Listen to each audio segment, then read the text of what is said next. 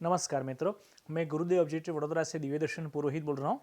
हम कई वर्षों से देखते हैं और इंटरनेट पर अभी वर्तमान में काफ़ी एक चीज़ घूम रही है कि ओमकार, सूर्य में से ओमकार की नाद ध्वनि प्रकट हो रही है। सूर्य ओम बोल रहा है और नासा का प्रमाण दिया जा रहा है। तो मित्रों, इसके पीछे सत्यता क्या है उसका हम वेद विज्ञान और खगोल विज्ञान के आधार पर आज जानने का पूरा प्रयास करेंगे। उसकी पूरी तह तक जाएंगे। मित्रों, ओमकार ये नाद ब्रह्म है। वेद ऐसा कहता है कि नाद ब्रह्म है और प्रणव है, वो शब्द ब्रह्म है। ब्रह्म का जो रूप है वो एनर्जी से भरा हुआ पर ब्रह्म, पॉइंट ऑफ सिंगुलरिटी, छोटा सा बिंदु है, अणु। और उसमें से फिर जब प्रसव हुआ ब्रह्मांड का या एकम बहुत से हमें संकल्प किया, यानी क्वांटम फ्लक्चुएशन हुआ उस ऊर्जा के बिंदु के अंदर, पॉइंट ऑफ सिंगुलरिटी में, तब इसमें से एक विस्फोट हुआ जिसको विज्ञान बिग बैंग कहते हैं। और तुरंत ही वो फैल गया, 90 प्रकाश वर्ष तक फैल गया, इतनी तेजी से फैला। और फैलने से पहले उसमें से एक विराट अग्नि का गोला पैदा हो गया। ये इसको हिरण्यगर्भ विज्ञान वेद कहता है, वेद विज्ञान कहता है हिरण्यगर्भ। इसको ही ब्रह्मलोक कहा जाता है। और इससे आगे फिर वो अपतत्व और फिर एनर्जी और फिर मैटर्स में वो प्रवाहित होने लगा।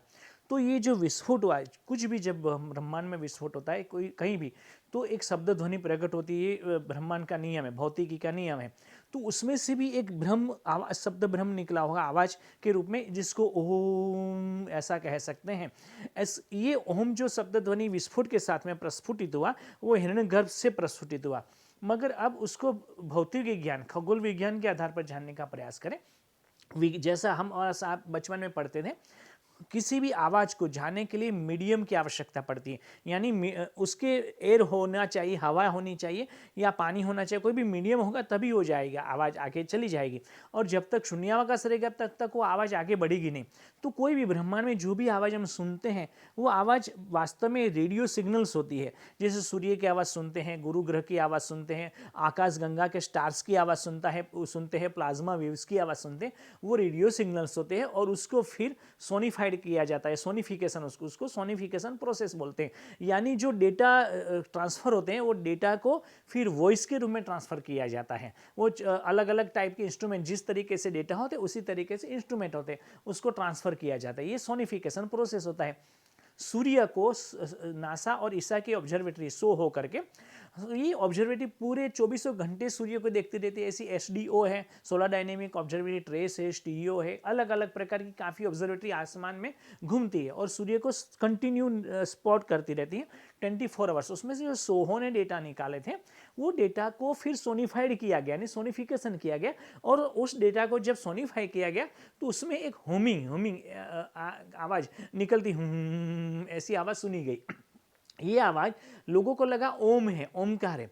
पर मित्रों, ये ओमकार नहीं, ये सोनिफाइड आवाज़ है डेटा की। ओमकार की आवाज़ रहती तो फिर सभी लोग ओमकार से धन्य हो जाते, मगर ये ओमकार की बिल्कुल आवाज़ नहीं है। अब आप कहेंगे पूरी जी ऐसा क्यों? तो मैं आपको वेद विज्ञान के आधार पर कहना चाहूँगा, परब्रह्म ऊर्जा का केंद्र है। परब्रह्म को जानने के लिए बहुत तप करना पड़ता है, ऋषि की तरह तप करना पड़ता है। उसको विज्ञान भी उस पॉइंट ऑफ सिंगुलरिटी को देख नहीं पाया, हिरण्यगर्भ को भी विज्ञान नहीं देख पाता है। कॉस्मिक माइक्रोवेव बैकग्राउंड तक जाता है जिसको माया का पर्दा कहते हैं, उससे आगे विज्ञान देख नहीं पाता है। तो ये परब्रह्म की अपनी ऊर्जा है, उसको जानने के लिए असीमित तप चाहिए। अब उसमें से जो आवाज़ निकली ओम, प्रणव ध्वनि, ओमकार, वो दिव्य नाद है। वो किसी इंस्ट्रूमेंट से सुनाई जाएगी या सुनी जा सकती है, तो कोई भी अरा गहरा आदमी उसको सुन लेगा।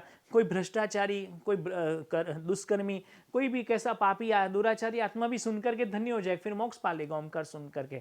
तो ये तो गलत बात हो जाएगी। परब्रह्म की पूरी जो कर्मक प्रधान विश्वकरी राखा की योजना है, वो धूल में मिल जाएगी। तो परब्रह्म कहता का जो ये नाद है, वो केवल और केवल ऋषि यानी तप शक्ति से ही सुना जा सकता है। ऋषि कल्प जो आत्माएं होती वही सुन सकते हैं, या हम सुन सकते हैं, मगर उसके लिए बहुत काफ़ी मात्रा में तप करना पड़ता है। सिंपल इंस्ट्रूमेंट से या किसी प्रकार के इंस्ट्रूमेंट से उनको सुनना, ओमकार को सुनना असंभव है, वो पॉसिबल ही नहीं है। और जो अगर सुना जाता है तो ओमकार नहीं है, वो हमिंग है। तो आप मान करके चले कि ओम प्रणव ध्वनि, ओम शब्द ब्रह्म परब्रह्म का ही एक रूप है, जिसको हम कर्णातीत पटल से समाधि अवस्था में सुन सकते हैं, मगर उसके लिए खूब तप की आवश्यकता होती है, इंस्ट्रूमेंट की नहीं। तो खगोल विज्ञान और वेद विज्ञान यही हमको कहते हैं। नासा भी कहती है कि ये ह्यूमिंग है, हम उसको नासा के नाम पे चढ़ा देते हैं। धर्म को हमें ना विज्ञान के नाम पर चढ़ाने की कोई आवश्यकता नहीं। धर्म का अपना एक वैज्ञानिक स्वरूप है, विज्ञान का अपना एक धार्मिक स्वरूप भी होता है। उसको मिला करके हम चलेंगे तभी संभव हो पाएगा, किसी भी अंधविश्वास में गिरना नहीं है। तो मित्रों, सूर्य जो बोलता है ओम का नहीं, वो ह्यूमिंग है। मगर सूर्य के अंदर ओम जो पैदा हुआ था, सविता, उसकी प्राण शक्ति बसी है। ओमकार उसके अंदर है, सूर्य के अंदर सविता के रूप में ओमकार है। मगर वो सुनने के लिए विज्ञान के इंस्ट्रूमेंट काम में नहीं आते। और हम जो सुनते हैं विज्ञान के इंस्ट्रूमेंट के जरिए सोनिफाइड किया गया वॉइस, वो वास्तव में ओम नहीं है, वो हमिंग है। और ओम सुनना है अगर, तो हमें तप करना पड़ेगा, किसी भी रूप से, किसी भी मंत्र से, शक्ति से, या किसी भी प्रकार का तप हम करेंगे तभी जाकर के ओम ध्वनि सुनाई देगी। हम प्रार्थना करें कि ओमकार ध्वनि हम सबको सुनाई दे, पूरे सृष्टि में ओमकार का मंगलमय वातावरण छा जाए और ये पैंडेमिक जल्दी से समाप्ति की और चला जाए, समाप्त हो जाए, उसका सर्वनाश हो जाए। सर्वे भवन्तु सुखिनः, सर्वे सन्तु निरामया, everyone be happy and everyone be healthy. This is Divya Darshan Purohit from Gurudev चौटोडा, India. नमस्कार।